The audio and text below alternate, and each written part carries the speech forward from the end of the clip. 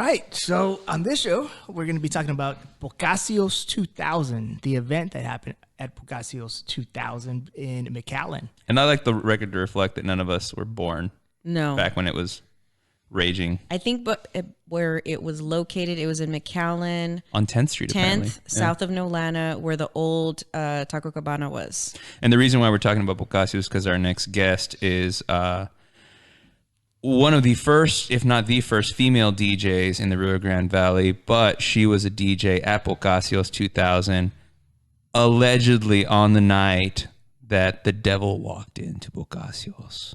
Now that's like a local like legend, right? I mean, everyone knows about it. Yes, I've had random people actually bring it up in conversation, like, "Oh yeah, the night that the devil went, to Boccaccio," and I'm like, "What?" I don't think it's a local legend as much as it is a Hispanic/Mexican folklore legend. What kind of people do you think live in the valley? Well, no, I'm saying because okay, so my esteemed colleague here and I took an hour out of our day to go to UTRGV and ask if they had any archives regarding the devil at the disco at Boccaccio's 2000. They said they have archives of quote unquote witness statements about the event. So we said, holy shit, you have witness statements? They said yes. So we took an hour. We went over there to go see these quote unquote witness statements. And I don't think they know what witness statements actually are.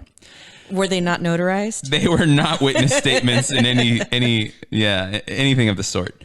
These were, it looked like an assignment from a professor that said, write a page about a Hispanic folklore legend.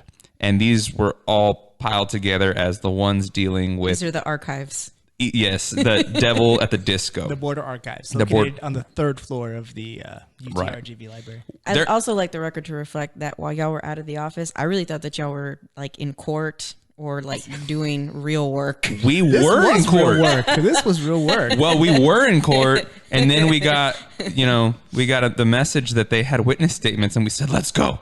So we left the courthouse. We need a continuance. It's an emergency. Something like that.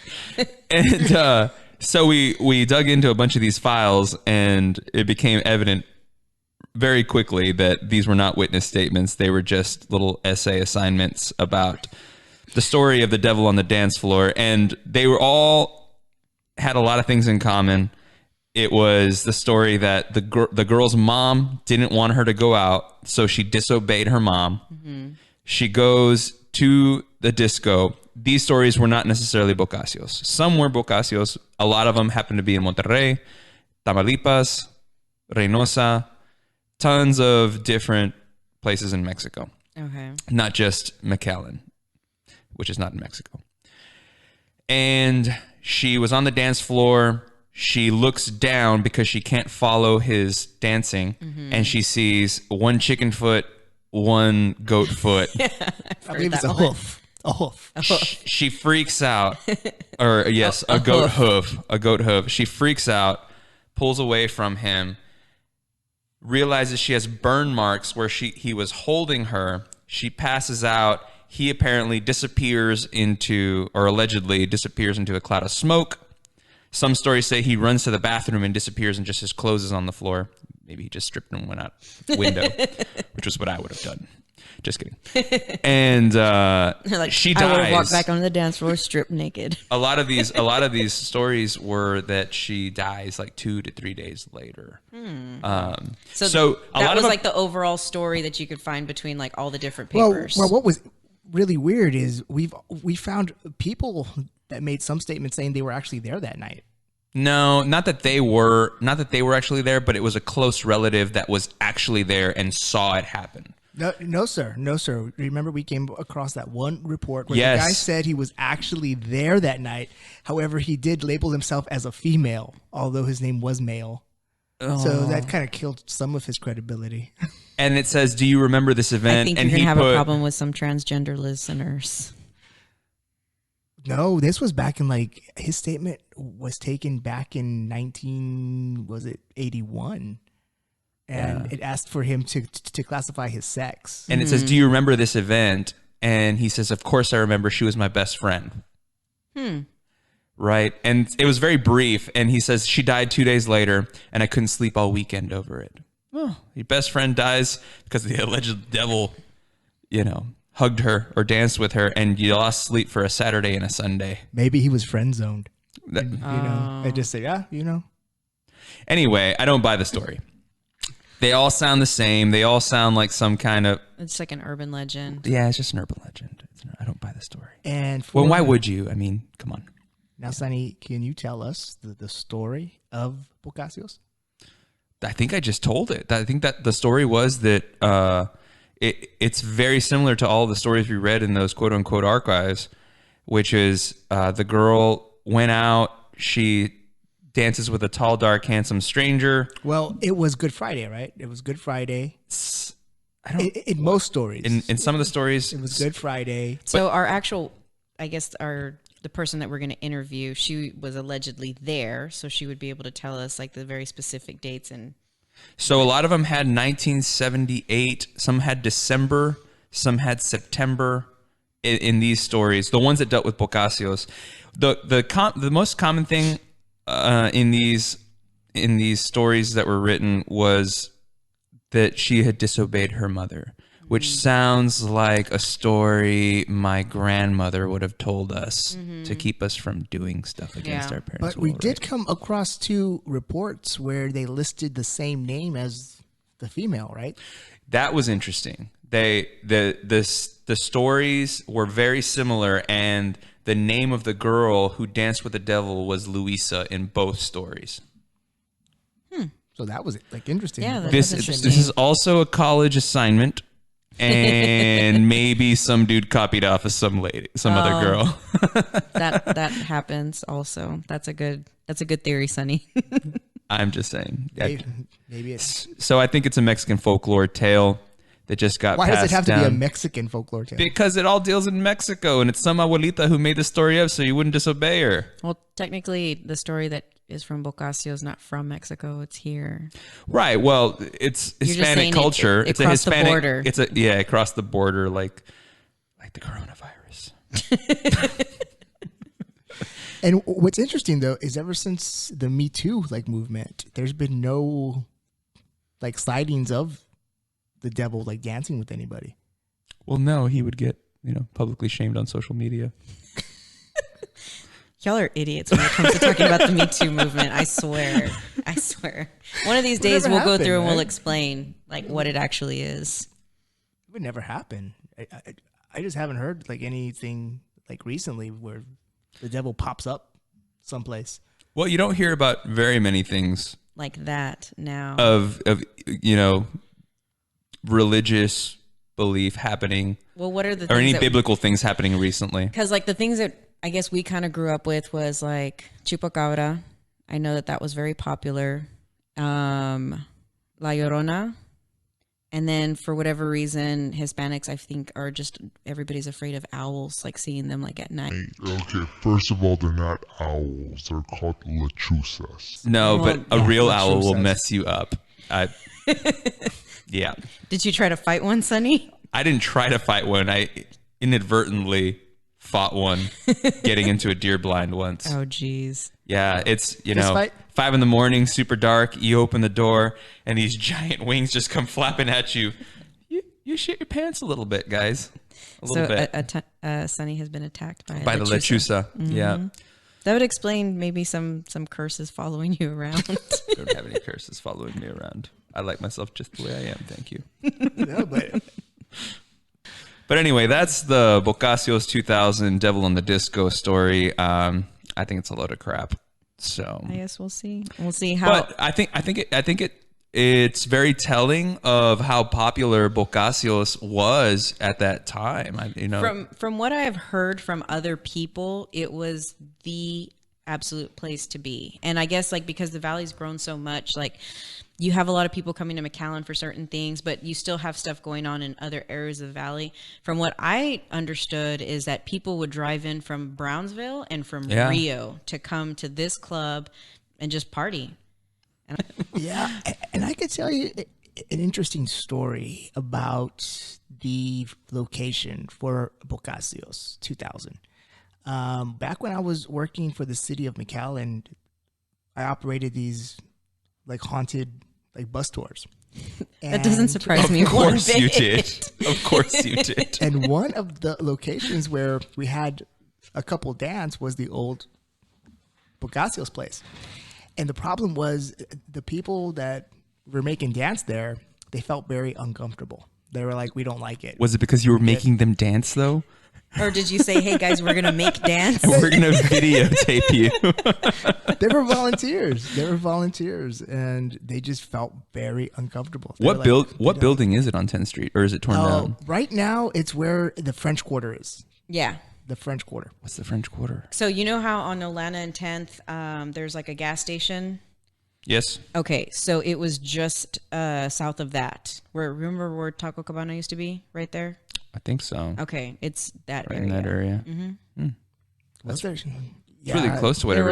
There was a Taco Cabana there when we were younger. And then there was like a Rallies. It was like a No, Rallies was further down. It was Rallies was my Rallies favorite. was off of Fern and 10th, across catty corner from the HEB. Dude, I know my food places. Rally season. Dude, Rallies is the best. Rally had the best fries. Those seasoned fries, right? Yeah. I don't know That why was- they didn't make That was it. the first time I had ever had seasoned fries back when that was the only place. Back when a hamburger was like $2.99, like a combo, $2.99.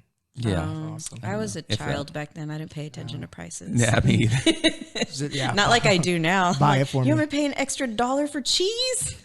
The Impossible Whopper. You want to know why they call it the Impossible Whopper? It's impossible to digest because it's all. Most people can't afford it. That's why. It's like How expensive is it? you're looking at like $9. What? What's it got in it? Yeah, it's like It's meat free. It's meat free. Oh, but, Jesus. But it's made with like all like vegetables, and it tastes kind of like meat. A little That's not bit. A little okay. bit. Like Well, meat. I regret to inform you that your friend likes the Impossible. You like the Impossible It's Whopper? pretty good. It's pretty good. Why would you order that? To be healthy, you know. That's they have not that- healthy. They have that. I think Netflix. somebody can You're debate still whether it's They have that eating healthy or the not. Whopper. You know, there's still this debate going on whether or How not good meat people is should for eat you or meat not. I don't or know. not. Sonny always, anytime he posts something on Facebook or I think on Instagram, it's like hashtag meat eater. So I don't think he's gonna. Yeah, no, my kids, my 9-year-old and my 7-year-old were asking me the other night at dinner. The 7-year-old goes, "What's a vegetarian?" And I said, "It's someone who doesn't eat meat." And they're like, "There's people who don't eat meat?" And I go, "Yeah, there are people who don't eat meat. What do they eat?" It's like they eat vegetables. I'm surprised you didn't say that's a person that gets beat up a lot. No. Sounds like something like It's that. someone who never stops telling you about how they're a vegetarian. Like, oh, like the way Daddy is about CrossFit. Oh, touche. Touche. What was that? We have drums? Oh yeah, we got drums. Nice. Nice. Why are we only discovering them now? I actually discovered them yesterday. I was like, oh yeah, we can. Like I hit the wrong button. Yeah. So anyway, we're doing this right now because I won't be here for the guests that we're going to have coming in. So we want to talk a little bit about it before I have to take off. I know it's going to be really nice not having Sonny here. I you know. Guys. We'll see. Anyway, for our listeners, what we've been discussing about how we're going to move forward with this show is I think we're going to have some spin-off shows. That way we can keep putting out content, and maybe you guys will enjoy some of the things we have to.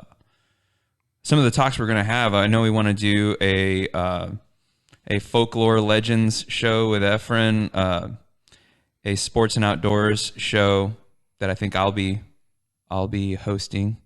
And I don't know what Victoria wants to do, but she can do just like makeup and whatever it is girls do. Doesn't Really? that sound really sexist? That sounds so sexist. Really, Makeup? Sonny? Makeup and nails.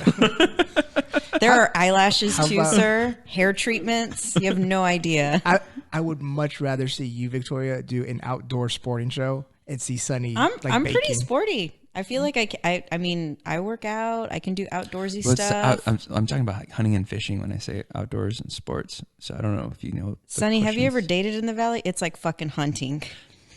Oh, no, I haven't dated in the valley because Exactly. Yeah. Exactly. So, yeah. Last time I dated in the Valley, I was in high school. That's not really dating. That's not really dating. No one really dates in high school. It's No. just, you just whoever says yes, you just throw out. Those were hard to come by too, though.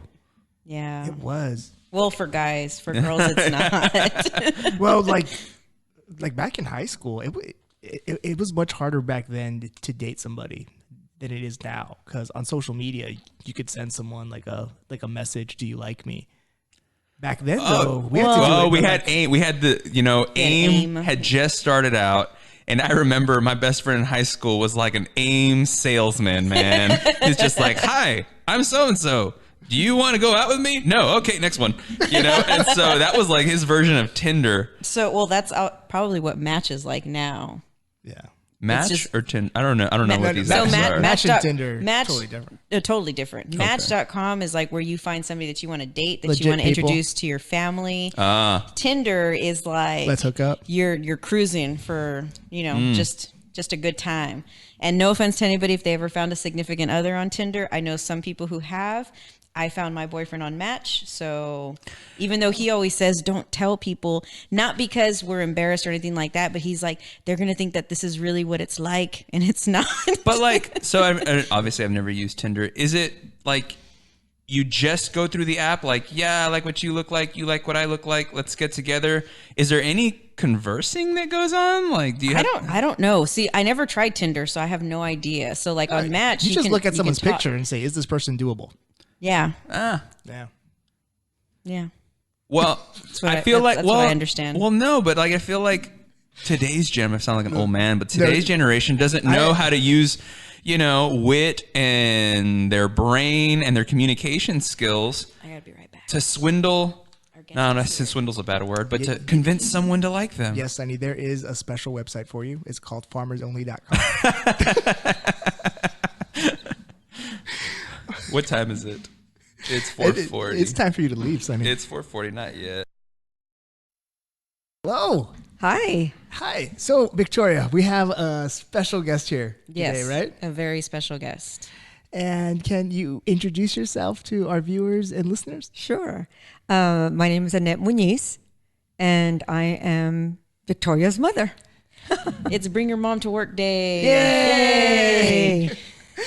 So, Annette, Victoria was telling me and Sonny a little bit about your extraordinary life.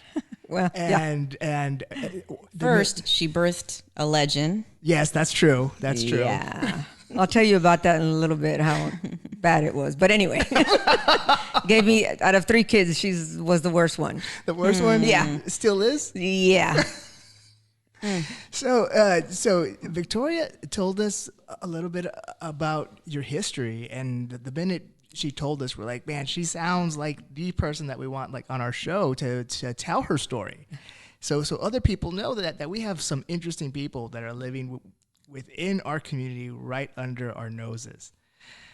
So the first thing Victoria said is she mentioned Boccaccio's 2000. Oh my God. Now, you used to work at Boccaccio's 2000? I worked at Boccaccio's in the latter part of 1979 and the beginning of 1980. And what was Boccaccio's 2000? What type of disco was it? It was, we played pretty much everything. It was a lot of dance music, of course, disco music. But we had country night, and we also had Tejano night. So, and then we had hard rock, which I did not do except for one night out of desperation because our other DJ had gotten sick, and I survived it. And what was your job there at the? I was a DJ. And when you say DJ, especially in the 80s, most people might think, well, you're spinning on the turntables. Yes, I was. You were doing that type of stuff? Well, it wasn't all the scratching and all that stuff. What happened was I had gone to California for the summer with my mom and my younger sisters and my oldest son.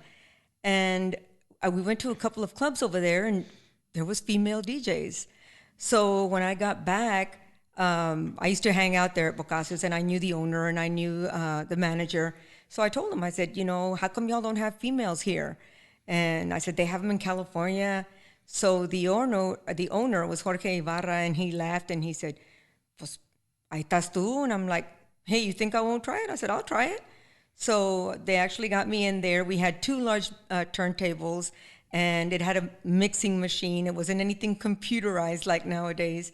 So, but I picked it up. I picked it up pretty quick because I guess the love of music and everything, but it's being able to mix, going in from one song to another where it blends and, you don't hear this big break in there or anything like that, or different beats going at the same time. So how did you learn? Did you like work with somebody else, or did you just... They had one of the guys training me, but it's kind of hard to train. Like, they can tell you you're going to do this and you're going to do this and you're going to slide, this switch over, and that goes in from one song into another. If you do it too fast, it's just going to cut and it's going to go into the other. If you pick up the right beat, you're hitting it and a new song starts and you don't even know. So I picked it up pretty well. I even surprised myself. And the guys that I worked with were also, I still remember one night that they had bought a bunch of new music, and I, had been playing the same regular music. And so they came and told me, Frank is saying for you to play new music. So I was like, okay, so we have a packed place. So I start pulling the music out, and I was mixing it. It was new songs that I was barely listening to, and it sounds like this, and just kind of picking up the beat and just listening to that. So I enjoyed it. It was a great time working there. And what type of music did you start playing? It was disco music. Disco music? A lot of, the disco. Like what type of artists were you? The Michael Jackson era, the Peaches and Herb, and a lot of different things like that. So a lot of dance music. It was a lot of dance music. Earth, Wind, and Fire. But it was a great time. It was a great time. And what was your DJ name? I went by AC. They all went by initials. There was one of the DJs that I was closer to was Arteas, and he went by AT. So, and then there was DC, which was Danny Cardenas, and then I was Annette Cuellar. So I went by AC. So you were DJ AC? Yeah. But later, my brothers and I decided to make fun of her when we would talk about the whole DJing thing. I'm going to punch her. Her middle name is Irene, and she doesn't like it, so we used to try to call her DJ Irene. I'm going to punch her after this, right? Yeah. You might want to run out of here, Victoria. Yeah. I can run faster scared than she can angry, so we'll be okay. But can you outrun the chancla? Yeah.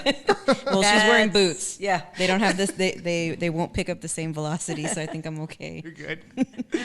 And so what was it like being like a female DJ and one of the only female? I loved it. I love music. The one thing about me is that I don't drink. A very, very little bit of alcohol, if any. So, that was never a problem there for me, and they didn't have a problem with that. But I enjoyed it. The security guards that we had there always looked out for me. I heard one was a real handsome man. I'm convinced that he was the devil that showed up. Of course, we're talking about Victoria's dad. He was one of the security gentlemen there. Yes, yeah. But they were really good to me. They treated me very, very well, including the owner. He was always very, very good to me, and they always looked out for me, and I really appreciated that. I also started teen disco so that we could have the young kids on a Sunday afternoon. They could have a place to go that was safe, and they could dance and just have a good time. So that was very enjoyable to me also. So you're aware of the local legend on April. Very aware. Right before Easter, a woman, the story goes, supposedly didn't take her mom's advice, went to Boccacio's. It's the funny story because I was actually there. It was April 13th of 1979. She looks at me because April 13th is my dad's birthday. Who I hadn't met yet. Uh-huh. But it was April 13th, and it was Good Friday. And also, it was Friday there was the 13th nothing. too. There was nothing out of the ordinary. I still remember. I was sitting, and the reason I remember is because I was sitting right next to the dance floor, and that's when I met the then DJ Arteas. Very handsome guy. He and his sister and I became best of friends, Sissy, and he asked me to dance, and my girlfriends were like, ooh, because he was so handsome, and so we went out and danced. So I know nothing happened. when the story got around, of course, my mother was livid, and she's like, "That's why you like to go to that place, because the devil is there." I'm like, "Mother, I was there. The devil was not there." So what was the story that you heard? Because earlier we talked about like some of the stories that Ef'n and Sonny had found like in some UTRGV archives. But what was the story that was going around back then? At the time was that the devil had shown up, and that he was a very handsome guy, and he was dancing with this girl, and that when people looked down, he had hoofs for feet or something, and then that he ended up burning the girl.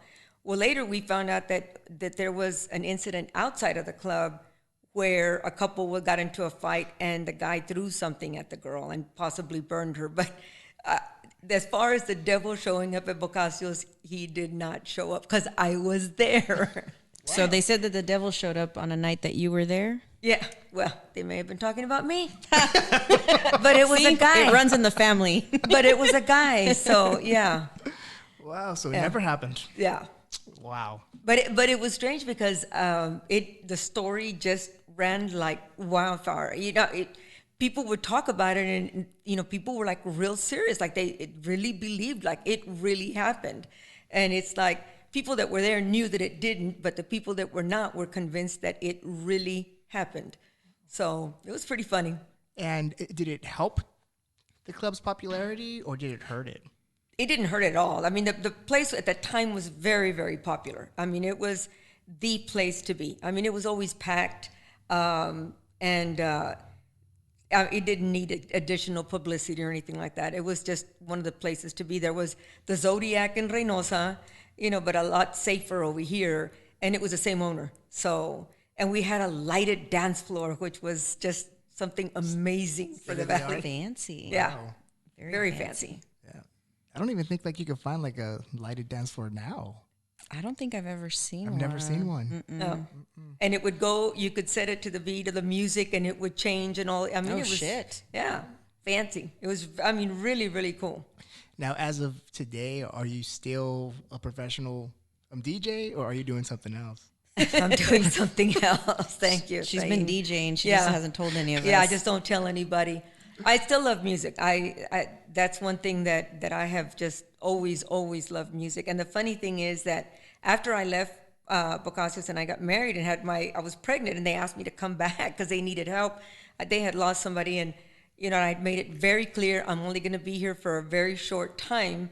So I would go, and they even had told me that they would cut into the counter so that I could fit. So, but I only helped out like for maybe a month and a half. It was very, very difficult to be out there at night and stuff. So anyway, my son, that I was pregnant for my second child, and has a love for music. And I attribute it to that. It was because he was around music all the time. So, I mean, this guy has like an enormous collection of music. Yep, that he does. So. And what was some of your like favorite artists while you were DJing? Well, she has one particular song that she's very proud of that she introduced the Valley to that I always associate with her. Which one? You don't remember? No. The Michael Jackson. Oh, the Michael Jackson one. Don't stop till you get enough. They hadn't brought it down here, and I heard it in California. Yeah, because that was his first solo album, right? I'm Off the Wall. I don't know if it was the very first one. I think it might have been. So I'm in California, and I hear it, and I was just like, oh my gosh. So when I came back, I told them, y'all need to get this song. Y'all need to get this song. So they finally got it. And I mean, of course, the place went crazy because it was really good dance music. So to say that there was a particular, I did love, and I do love Michael Jackson music. And, but there was just so many, Earth, Wind, and Fire, just different music, but anything that you could dance to. So what made you want to leave like being a DJ? Was it just life? Kids. It was, my husband and I got married. We lived in Wesco for a little while, but then we ended up moving to McAllen. He joined the McAllen Police Department. So that wasn't a job for me to be having. I started doing it because I was going to school. I was going to Pan Am. So that kind of helped out. And I'm really a night owl, so if I could get a job at night anywhere, but I enjoyed it. It was something that I just had a lot of fun, and it was a different experience. You get to meet a lot of people. Victoria told me a little bit about you've been involved in politics, right? Yes. Yeah. I worked on several campaigns as a toddler myself. What campaigns did you work on? Let me back up a little bit. I actually worked at a clothing store, and then I went to work at a bank. And when I was working at the bank, I started out as a receptionist, and I was really excited because I remember this because I took so much pride in it. I remember I contacted Southwestern Bell and asked them if they had like any kind of information about answering the phone. I mean, that's the extreme that I take it to. So they sent me these little booklets and, to always have a clear throat and to always smile when you answer the phone because it resonates through the phone. And I remember driving home and practicing, "Good morning, Metropolitan National Bank. How may I transfer your call?" I mean, that was like the greatest thing for me. But it meant a lot, and when the bank president starts getting compliments on how the phone is answered and how it's transferred, I mean, it just took a lot of pride. And I had been there maybe a year and a half, and I got promoted to a secretary. So when I became a secretary, I was secretary to the executive vice president, and we had a customer that would come in all the time. I knew of him because of my family, but not knew everything about him. But the customer's name was Billy Leo. Billy Leo was a county clerk at the time for Hidalgo County. So anytime that he came in, I would always help him out with whatever he needed. And then one day he came in and said that, was telling my boss, Cesar Salinas, that they were looking for somebody with the state to do veterans loans. And I just happened to walk in with a folder, and my boss says, "Pues ahí está Ned," and he says, "You know what? Yeah." And I'm like, I didn't even know what they were talking about. So when they started telling me about the job, that it had to do with veterans loans, and I thought, why not? So I flew up to Austin. I interviewed. I turned in my application and my resume, and I didn't think anything of it, but they wanted somebody to do presentations that could do public speaking with no problems, and I was like, I can do that. And whatever I didn't know, I had confidence in myself that I can learn it. So I ended up getting hired, and it was a big deal for me. And I started working with the state, and then just started getting involved in politics. And a lot of it was Billy Leo that introduced me a lot to politics. He had a thing about helping women move forward. A lot of times women do a lot of things in campaigns and don't get the recognition. Especially back then, it was just the men that would get the recognition. Now, for the young people that are listening, Billy Leo, he recently passed away, right? Yes, he did. And who was he? Because it seemed like when he passed away, a lot of people said he did a lot of great things for the community. His father was the one that was very, very much in politics, and that's how he started. But the thing about Billy with me was that he was very inclusive. He would try to bring people together and try to get people out. He was a county clerk, and at the time, the county clerk's office did handle elections. That's before we had a elections administrator. But to me, he was always a very caring person, very, very much involved. And, I remember him telling me always, because I always attribute my getting my state job because of him, because he did put in a word for me, and he did. And, he was not the type to ever come to me and say, "You owe me because I helped you get that job." Never, in all the years that I knew him, never would say something like that. There was times that we were on opposite political sides, and he was fine with it. We'd sit down and we'd talk about it and the reasons we were doing what we were doing, but never made me feel that I owed him anything, and which I did. But I always remembered the fact that he recommended me. So how I carried myself and the things that I did was very important because I always felt that it was a reflection on him. After I was at the General Land Office for a couple of years, I got chosen as Woman of the Year. And that was a a great honor for me. But I remember calling him and letting him know, and you know, he always said that he knew that he was making the right decision when he recommended me, and that meant a lot to me. But he's the one that introduced me to politics, and I remember going to it was a gathering at an attorney by the name of Jim Bates. I don't know if you all know who that is, but he was a very well-known attorney that y'all should look up, little kids. But he was a very well-known attorney, but he was having a little gathering there, and they had some lady there that used to be the state treasurer, and now she was running for governor, and it was Ann Richards.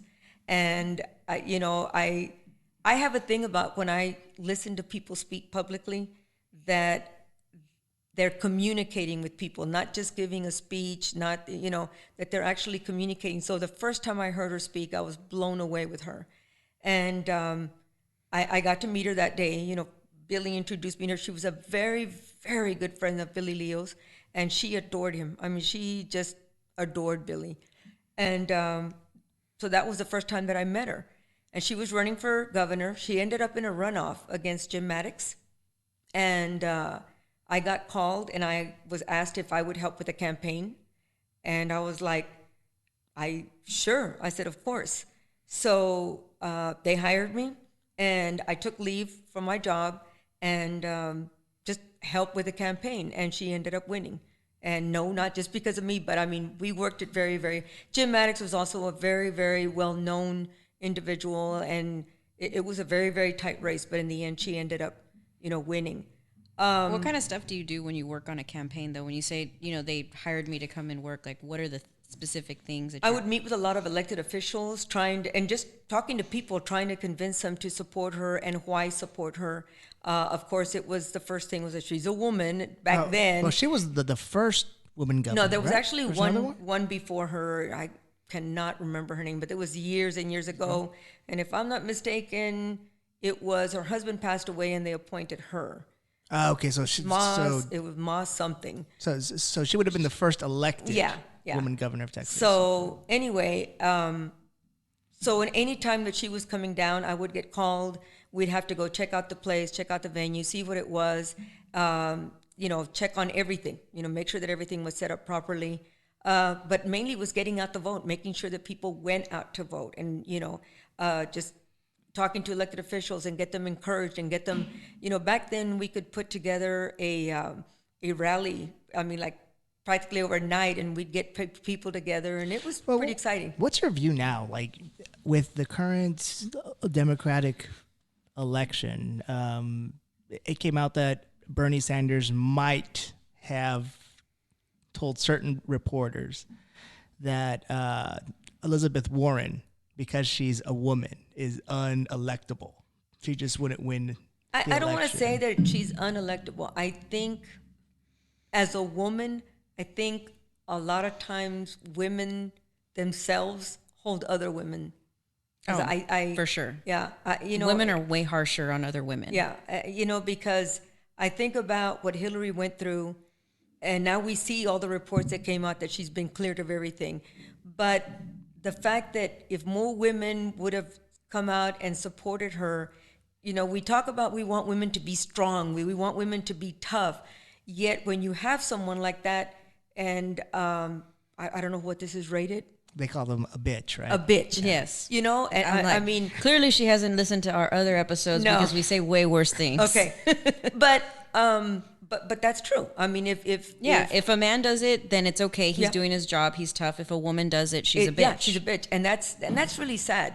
That's not how I raised my daughter to be, because it's so a man's now y'all world. know she's the one to blame as to why I am the way I am. No, but it's true. I mean, when I was growing up and being in this profession where it's predominantly male, I feel like I would be held to a different standard for being the way I was in the courtroom just because I was a female. And then you still get like comments now, because I remember it was probably like 4 years ago. I was trying a capital murder. I had a female second chair, and the defense attorney gets up and he turns and he's like talking to the jury, and he's like, anybody here know these pretty young ladies right here?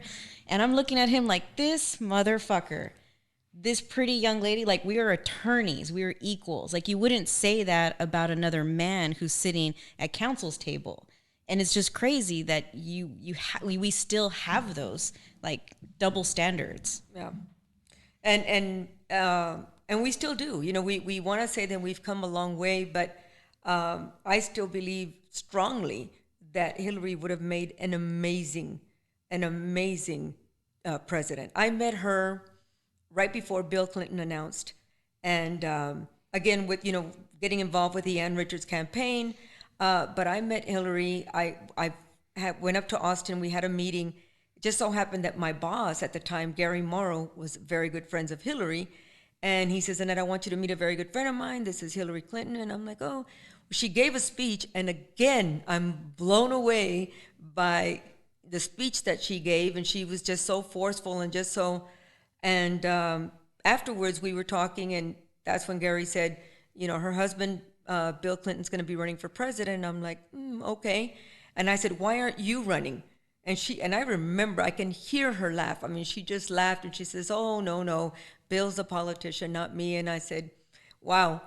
And so he told me, he says, we're going to put an event down together. I want you to lead that and, take care of all the particulars. And so I said, okay. So you actually saw Hillary and Bill like interact, right? Yes.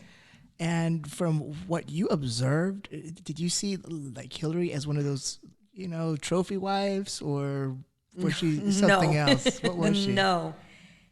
They're very different.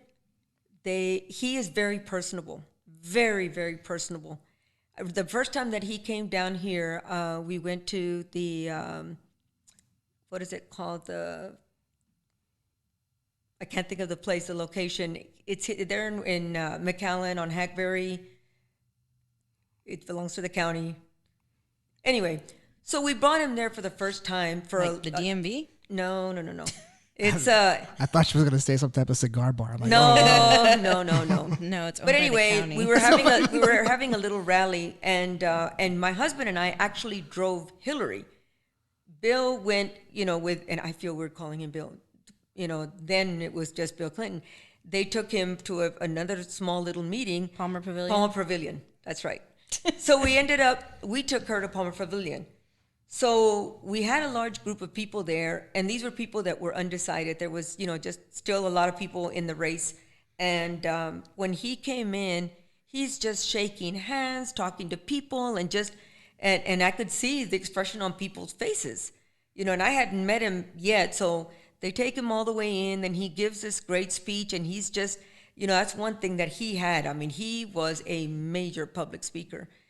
So after we got back, when we got to the airport, he and Gary Morrow called me into the back, and then they're talking to me about certain people. How do we get these people on board? And one of the people they mentioned is, how do we get Billy Leo? I mean, that was something that was so important for them to have in their corner. And I said, you need to call him. I said, you need to call him directly and talk to him. I said, he's not that type of people that but he wants to know about the candidate. I said, so you need to call him directly. But he was just very easy to talk to. Hillary is an extremely, extremely smart individual, not as personable, but it's not taking anything away from her. It is just, that is who she is. And, when she would talk one-on-one, because, after, she ran, I also helped on that campaign, so I got to be around her at different times. And you could see, I mean, it wasn't the same person, but they're not the same people, and that's, I think, part of the problem that we have in politics. Sometimes people want to go with the person that they like the most, that might not be the person that's right to run the country, or look at our current state of affairs, or run an office, or run, it's one thing liking someone, it's another one, what do they bring to the table? Because that's something that we cannot lose sight of. And we see it all the time. I mean, we see it all the time. But it was a great experience for me meeting these people. I know that, once Ann Richards got elected as governor, I could no longer pick her up and drive her around because she's now the governor and she's driven by DPS. but any time that she would come down, she would have them call me for me to drive her staff. And I remember driving her staff, and then she'd always come to my car, or, I wasn't the type to run around after her, but she'd always come and thank me for taking the time for, because I wasn't getting paid. This is like I would do a Sunday afternoon or something. And she would always come and say, thank you, Annette. Thank you for coming out here and driving my staff around. I'm like, anytime, Governor, anytime. So I would also try to invite her to come to with us. Oh, yeah. When she was running, Victoria would invited her one time to go see her at dancing, and then to go to lunch at Luby's. So yeah. How can you turn down a Luann platter? Yeah. Oh, you can't. You can't. So Can't. Ann Richards leaned down and she said, "Oh, I'm sorry, baby, but we have a lot of other places to go. But thank you so much for inviting me." I'm like, So it but was you don't like, understand. I'm a phenomenal dancer. Yeah. So How old was I? you were about 4.5, maybe 5. I was a phenomenal dancer at that Yeah. age. So you've had a really interesting history, and now you're working for the Hidalgo County Clerk's Office, right? That's correct. What do you do there? What don't I do? I actually, when I started there, I've been there going on 20 years. And when I first started there, I was the official records manager.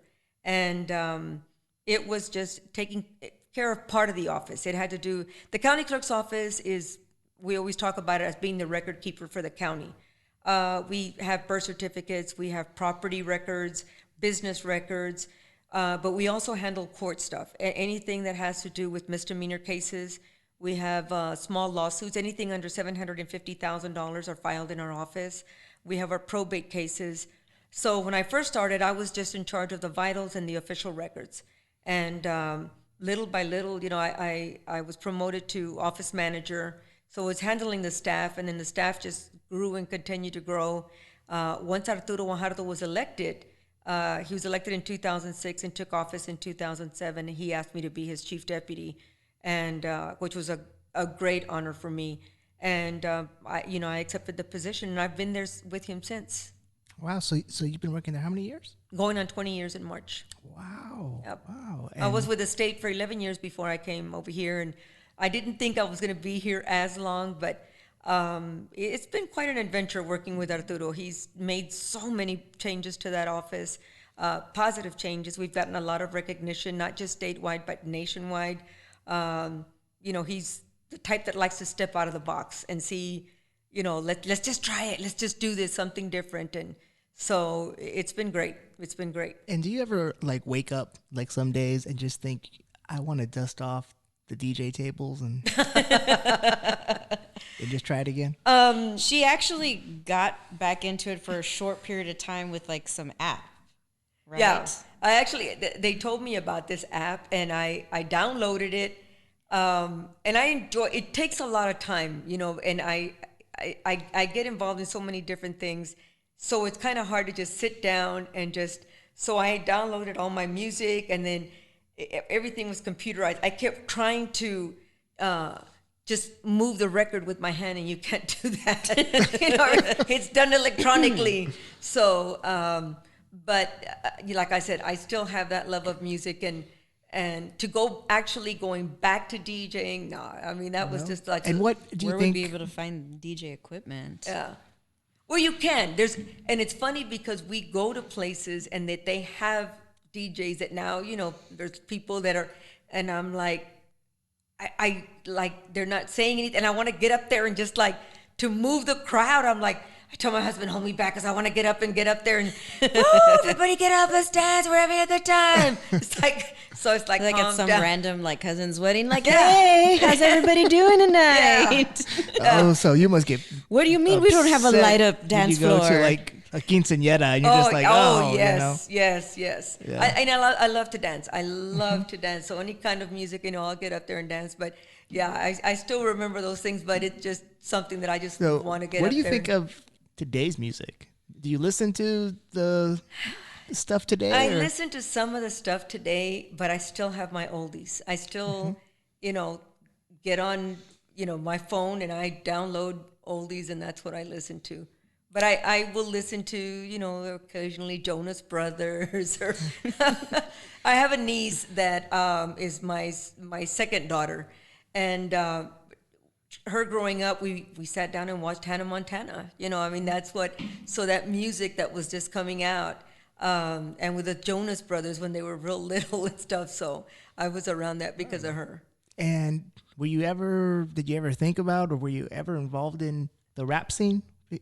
No. No? No. Bubba got really into rap. Yeah. Bubba's Albert, the middle child, very much into rap. And Victoria was telling me that you've just seen The Mandalorian. Oh my God. Was it that good? Yes.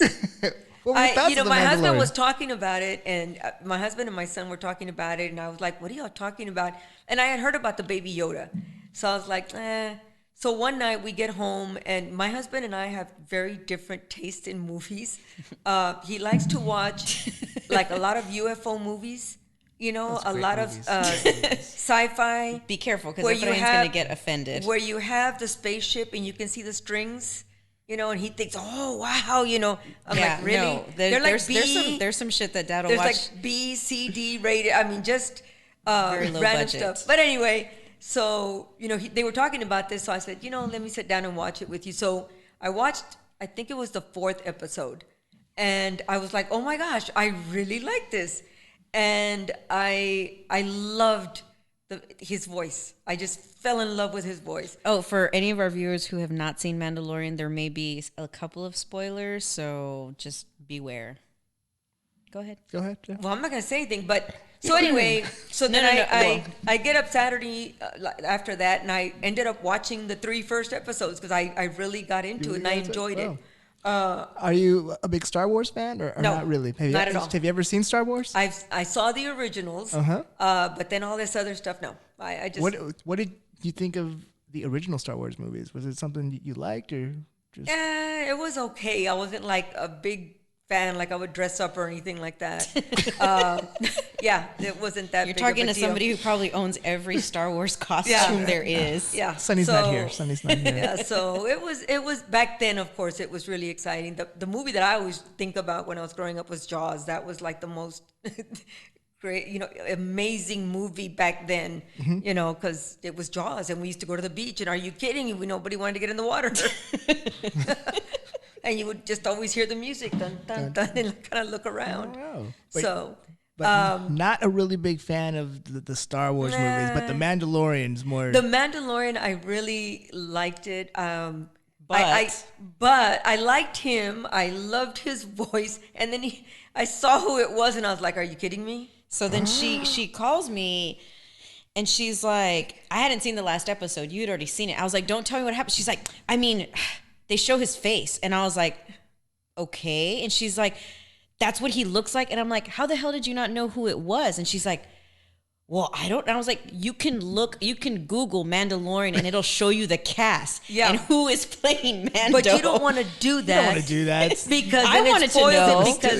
Because of the fact that he didn't want to take off his mask. So that she was respecting. Yes, that's right. The way. You know, we have stupid little kids over here. Oh, Google it. Check it out. No, I wanted to go with the whole, you know, who is it? Well, and the thing was that because Ryan and I had watched it together, and we kind of recognized the voice, but we weren't sure. But we had seen, he saw all of it, but I saw part of Narcos Mexico, and he's one of the characters in there. So I was like, oh, that's him. Yeah, and he has that little, you know, Hispanic accent to him. He has a groovy little walk too. Yes, and the walk. I was like, that's, you know, I told my husband, I like the walk, but for really the Mandalorian, they should be working straighter and kind of, he's walking John Wayne kind of to the side. I don't know. But I got into it, and then it ended. The season ended. I'm like, are you kidding? Yeah. With Gus. So I went back to Hannah Montana. I keep Montana. referring to him as Gus, but Gus. he's from the villain from Breaking Bad. Breaking Bad. I don't know, the bad guy at the end. I don't watch that. Oh, well. What's up? Yeah. So, yeah. Oh, okay. So would you recommend like people seeing The Mandalorian? Yes. Okay. But I would also recommend Frankie and Grace. Frankie. Yes, see, y'all are young. This goes to a completely different. I'm afraid to ask you what's different Frankie. listeners. You don't know. Grace. Well, y'all are young, so I've seen some of the Frankie episodes. and Grace it's funny. is Jane Fonda and Lily Tomlin, and they live in California, and they are hilarious. I mean, they're up there in their age, and I think that's what makes it even funnier because I can relate to stuff to that they're talking about. But they were married. Both of them were married to men, of course, and then they end up getting, they get together for dinner, and you talk about the two most different people, Jane Fonda and Lily Tomlin, and they're there, and they're like, we don't know why our husbands called us. Maybe they're getting ready to retire, which they were, but they're there to announce that they're retiring, that they're in love, that they've been having an affair for the past 20 years, they're gay, and they're both like, what? It's Martin Sheen. Yes. And who's the other one? The one from Law and Order. I can picture him, Yes, but I can't. and it is hilarious. The two females end up living together just to help each other out, and they could not be any more different. I mean, they're just, Jane Fonda, I had like amazing crush on her. Aside from all the things that she's done to herself. She's had some work on her, but she looks fucking fantastic. But the fact that she carries herself, I mean, the way she walks, and she's 83 years old, and I have to think about her remembering all those lines. But it's a funny show. It's on their 6th season, and they've just signed. It just finished. They just put out the 6th season, and they've already signed them up for 2 more. But they talk about stuff that really happens and things that they've gone through and the way that they talk about it. And then she had started a business. Jane Fonda had started a business and had given it to her daughter, but she's a business person. So they wanted to come up with something else. So they came up with vibrators for older women that were ergonomic for the wrist because of arthritis. I mean, that's how funny it is. It just, you see them just going to these places and talking about it and selling vibrators, and they're like, like it's nothing. So it's really, really funny. I just loved it, and all the things their kids go through, and so it's pretty cool. Wow. Are you gonna start your own business now? Yeah. Well, DJ AC, we appreciate you, AKA DJ Irene, coming on our show so much and telling us about your story. We not only learned so much about you, but we also learned stuff about Victoria that we never knew. Which, by the way, I never said about Victoria. She was my 3rd child. I gained the most weight with her. She was late, and then she ended up being a C-section. So she was a stubborn child even then. It was like, get out, and she was like, no. So they had to forcefully take her out. And she's been a pain in the ass ever since then. Wow. Yeah, the apple does not fall far from the tree. Yeah. I've had a lot of people tell me that she looks just like her dad, which she does. But she opens her mouth and she's me. She's all you. Yeah. Yep. Yeah. Well, thank you for coming on the show, and we would enjoy to have you back like sometime. Great. And maybe get you some turntables. If we get like enough comments and stuff, maybe bring a DJ AC out of retirement. Maybe put on one more show. Yeah, maybe. Y'all need to start a petition. One more show. Yeah. One more show. Okay. But thank you guys. All right, Thank you for coming.